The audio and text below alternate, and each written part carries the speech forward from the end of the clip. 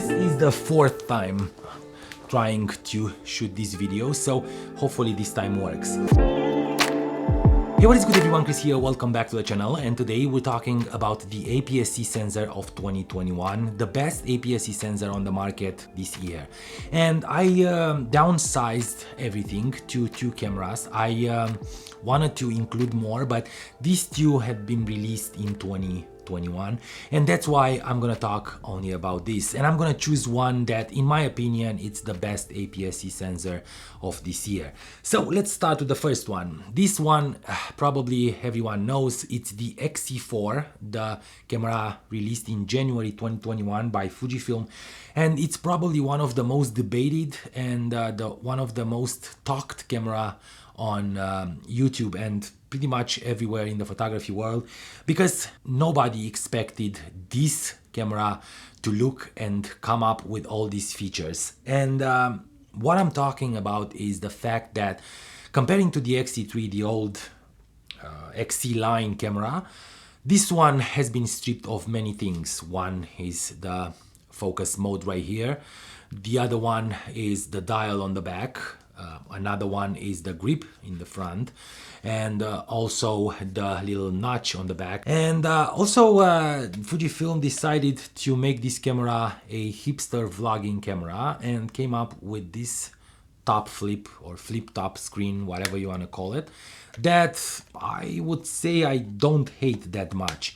Well, when I started using this camera, which was around July, August, I believe, I realized that I made a mistake, and I already said that in January when I kind of disregarded the camera because of all these quirks. And I also hated the fact that they didn't change the battery. They came up with the same W126S that is in the X-T3 and the XC3 and the X Pro 2. And so that was a downside for me, because I was hoping for a bigger battery. I was hoping for the same features as the XC3 but improved in terms of sensor, and they did. The sensor inside is the 26 megapixel sensor that is in X Pro 3, XT3, XT4. So it's a great sensor. It does shoot 4K videos up to 30 frames per second. It does shoot 1080p up to 240 frames per second. It's a camera that, for those of you who are thinking about getting into photography, I don't think you can go wrong with this one. Now, there are things that I hate, and I already mentioned them. Also, I don't like the fact that they stripped the camera from the grip, because now you have to buy a separate grip, and I did because I needed to. I have big hands and it's hard for me to hold this camera only with 2 fingers, and I have to buy the thumb rest as well. So that's a little bit of an investment, a little bit more than I was expecting when I bought the camera, but it is what it is. That's what we're doing. Also, you need a couple more batteries probably if you're shooting all day every day. And yeah, this is pretty much it about the XC4. I kind of like this camera. Now the second one is the one that you heard me talking lately about a lot. This is the Nikon ZFC or ZFC, depending on the part of the world that you are coming from. So this is a basically Z50, an APS C sensor just like the Z50, same sensor, modulated in this beautiful vintage look which resembles an FM2 SLR camera from Nikon. And I think Nikon hit the jackpot with this camera.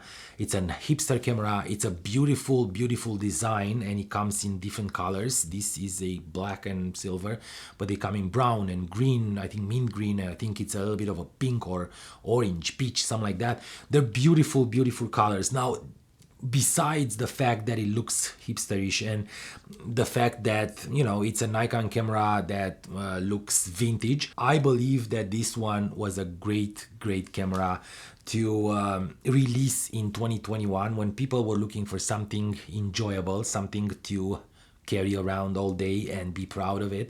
Maybe, I don't know, some will buy it for status and having it, you know, around their neck just because it looks good. But for me, it's a camera that shoots amazing photos. 20 megapixel sensor, again, not 26 like the XC4. It does have a flip out screen, not a flip up screen, and this is great for vlogging and photographing yourself or your family. Also, you can set everything manually or analog on the camera: shutter speed, ISO, exposure compensation. We also have a recording button right here, and this camera shoots 4K up to 30 frames per second, just like this one, but it only shoots 1080p up to 120 frames per second. So if you're looking for that super slow motion, the XC4 is the answer for you. The battery inside, it's pretty much like the one in the XC4. Not amazing, it's a small battery. It's a battery that won't hold you much, probably 250, 300 photos depending on your style of shooting, just like the NP126S. And yeah, that is pretty much it. What I hate about this camera is the fact that it doesn't have a joystick on the back, so moving the autofocus point, it's a bit cumbersome. Also, I don't like the fact that Nikon decided to come up with a different HDMI port, which is a micro HDMI just like the XC4, while all their cameras, especially the full frame ones, have a medium, whatever it is, HDMI, so not the full one, the one intermediate one that has it's a little bit bigger and a little bit more reliable. I hate the fact that they decided to come up with all the features that nobody uses, like this small window right here that it supposedly shows your aperture, and you should be aware of it, but I can't see it, not even in regular lighting conditions. I don't even talk about harsh light. It's impossible to see, so I never use it. Also, I love the fact that you can switch from video to photo on this little switch right here. Another good thing about it is that you can upload Nikon profiles, which are like film simulations in the Fujifilm, and we didn't talk about that because I believe that everyone knows that the camera has all the film simulations. Or you can build your own, and that's a great thing. So you can basically use this one like a Fujifilm at, I don't know, it's debatable. I don't think it matches the same level of customization in terms of colors and film simulations, but for some it might be suitable and they might go dabble with it. Now, the Fujifilm XC4 comes with a kit lens. This is not the one. This is the 35mm f1.6 from Pergear, but it comes with the 27mm f2.8 WR version 2 of the 27mm f2.8 pancake. That's the kit lens for that one. While on this one, the kit lens is the 16-50 f3.5 to 6.3. This is not an amazing lens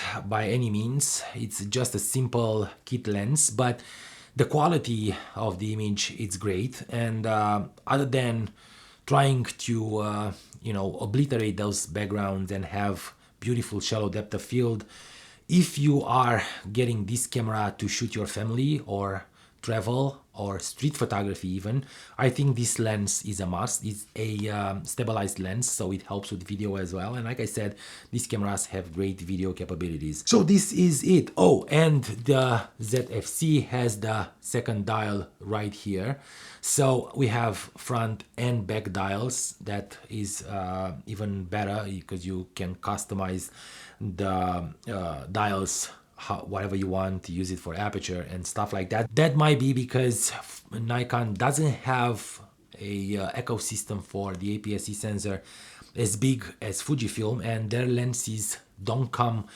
always with an aperture, so these are kind of useful if you're thinking that way.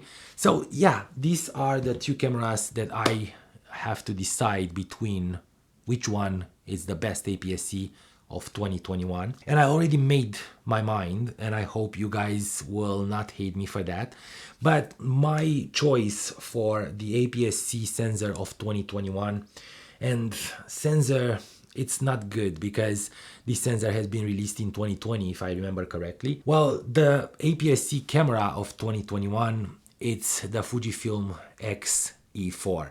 Well, I do love this camera. It does have great image quality, also all the film simulations, including the latest ones, except for the ones for GFX, which is I think only one. But this one packs all the features in the Fujifilm X-T4, which is the top of the line in Fujifilm's X mount, and that's great. Having the same sensor, having the same image quality, the same ISO performance, and I didn't talk about ISO performance.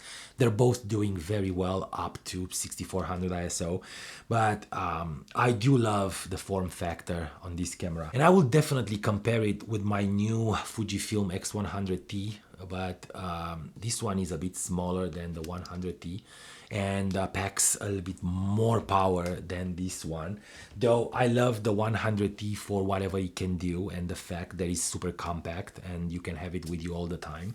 Well, my choice for the best camera APS C sensor in 2021, it's the Fujifilm XE4. So if you're thinking about buying any of these cameras, I'm gonna have links in the description below, affiliate links, because I told you I'm gonna do that. They're Amazon affiliate links, and I'm gonna get a little bit of a kickback if you're buying through my links. It won't charge you more because you're choosing my links, so you're paying the same price and I'm getting a little bit of a kickback from Amazon. If you decide to do that, that will help the channel, it will support me. Also, to support me, give these videos a thumbs up and subscribe to the channel. Maybe we're gonna reach 1300 by the end of the year. And stay focused, my friends. I will definitely see you in a bit.